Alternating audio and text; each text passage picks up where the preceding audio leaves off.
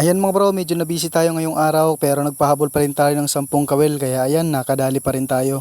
Ayan mga bro, pinagpahinga natin yung spot natin dun mga bro para hindi masyado magbulabog, pero yung pinagdaanan natin dito parang mas bulabog pa yata.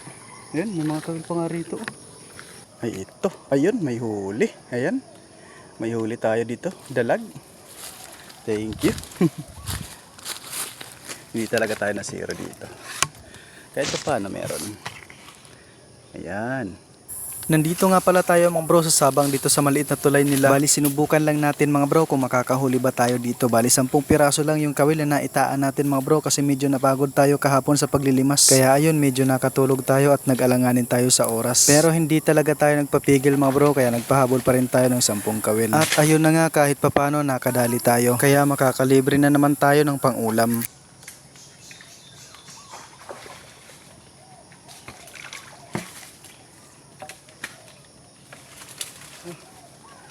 Dalag, nakakaisa pa lang tayo.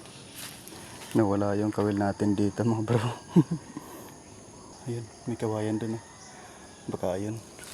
Ayan mga bro, malayo talaga yung narating ng kawayan na pinagtalian ng kawil natin mga bro, pero sayang talaga, naputol yung kawil. Ito mga bro, may huli yung isa.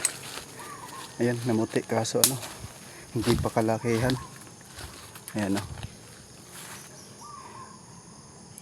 Ayan. Nakakadalawa na tayo mga bro.